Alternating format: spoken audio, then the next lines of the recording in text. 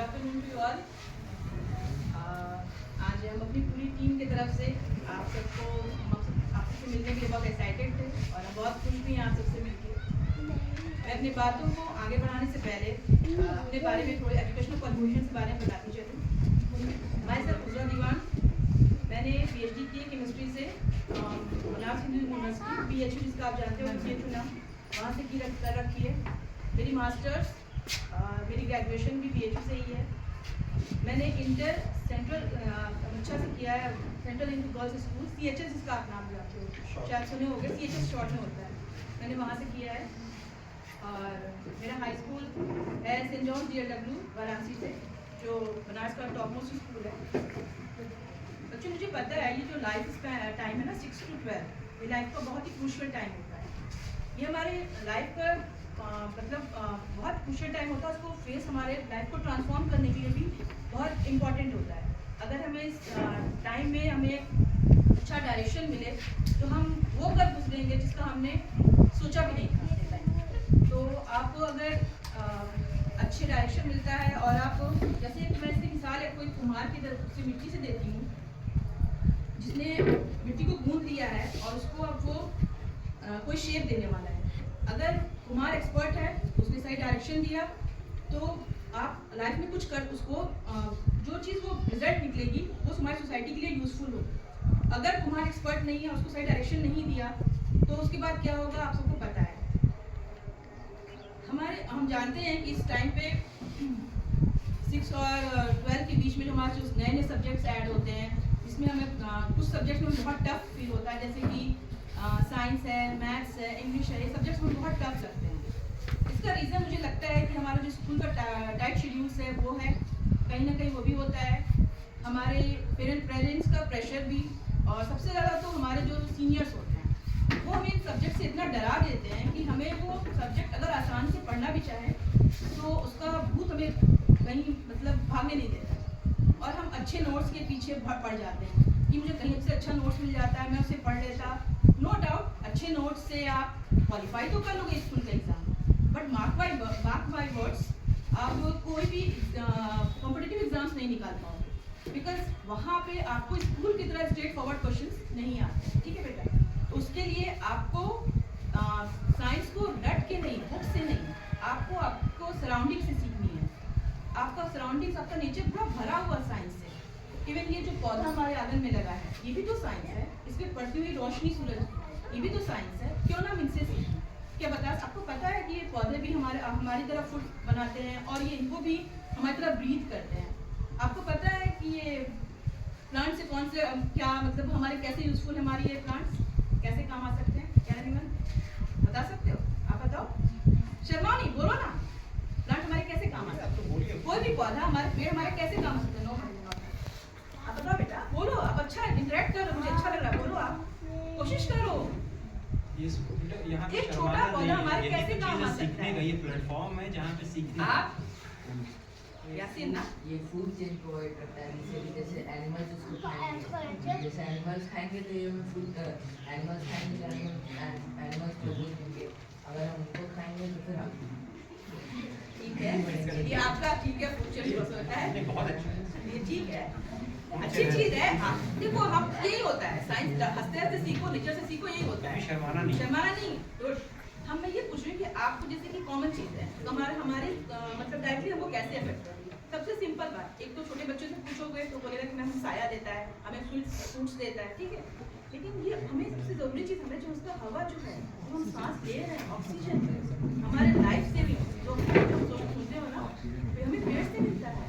अगर ये पौधा इस सूरज की रोशनी में काम सही से ना करे तो हमें ऑक्सीजन नहीं मिलेगा और वी कांट सर्वाइव, पता है।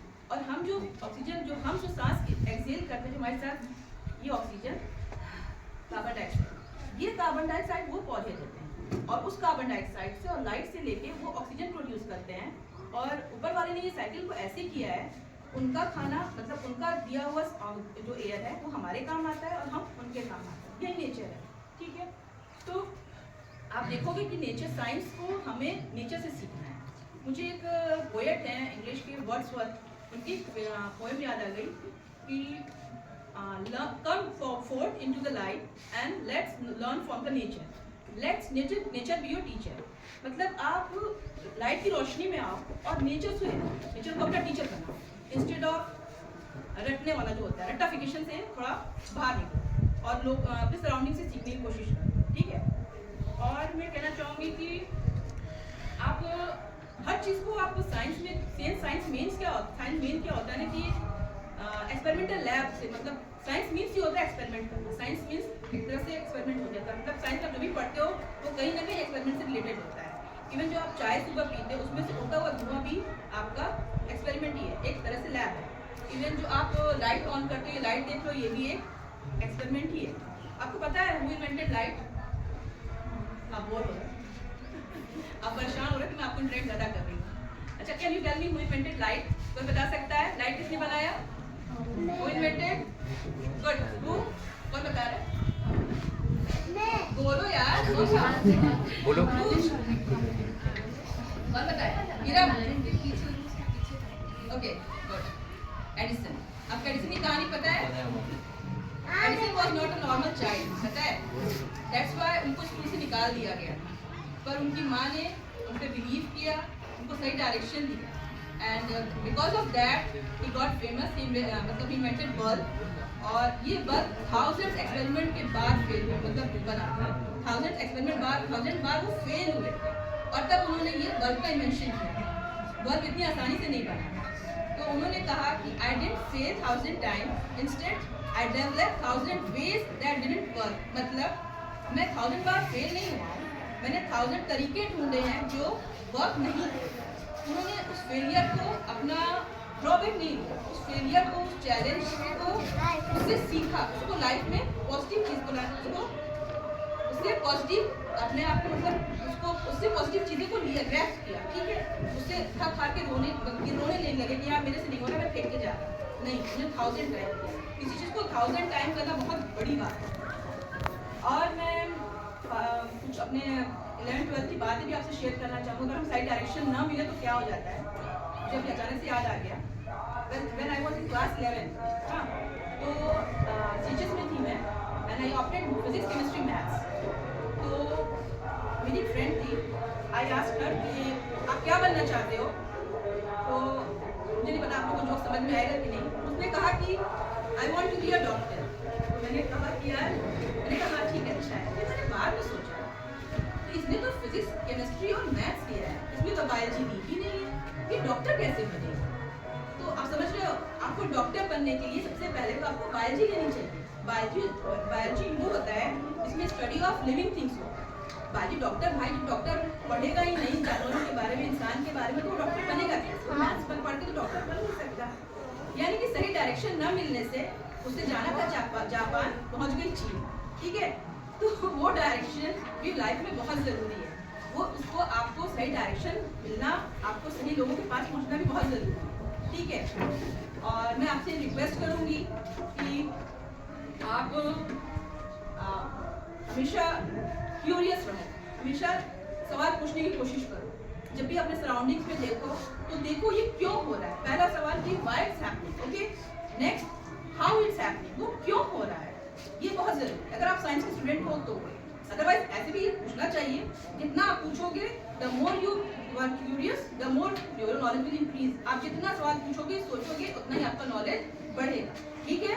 तो व्हाई और हाउ, क्यों और कैसे हमेशा पूछना है, ठीक है, डरना नहीं है। अब एक बार पूछो नहीं समझ में आ रहा है, 2 बार पूछो नहीं समझ में आ रहा है, हो सकता है मुझे भी दिक्कत हो, पर मेरा काम है मैं उसको ढूंढ के लाऊंगी, मैं आपको बताऊं और मुझे आपके लेवल पे पहुंचाना है। बिकॉज आई एम PhD, हो सकता है मेरे लिए 2+2 बहुत आसान लगे, यार ये तो 4 है, इसको ये नहीं समझ में आ रहा है, no, I have to come. आपको मुझे आपके लेवल में आना है। छोटी बच्ची है, मुझे इसके लेवल में आके पढ़ाना पड़ता है, ठीक है। शी इज माई डॉटर, मेरी बेटी है, और मुझे 1 के लेवल में आके पढ़ाना पड़ता है। मैं उसे नहीं बताती कि ये पेड़ जो है फोटो से ये बहुत रिएक्शन ऐसे है, नहीं। तो मुझे मेरा वही काम है कि मैं जिस बच्चे को पढ़ा रही हूँ उस काम लेवल पे आगे पढ़ाऊँ, ठीक है। आप लोग को समझ में आया। नेक्स्ट थिंग मैं कहूँगी कि फेलियर जो होता है लाइफ में, उससे डरना नहीं है, ठीक है। काउंट देम एज नंबर, सीखो, फेल हुआ कोई बात नहीं, गिरते हैं तो उठते हैं ना, रोना छोड़ते थोड़ी हैं। छोटे बच्चे रोते कि अम्मी अब्बू उठाएं, पर हम गिरते हैं, कपड़ा झाड़ा, आगे बढ़ते हैं, isn't it? तो ये बहुत बड़ी बात है। फेलियर से सीखना है, आगे बढ़ना है, रोना नहीं है, सेटबैक नहीं है। काउंट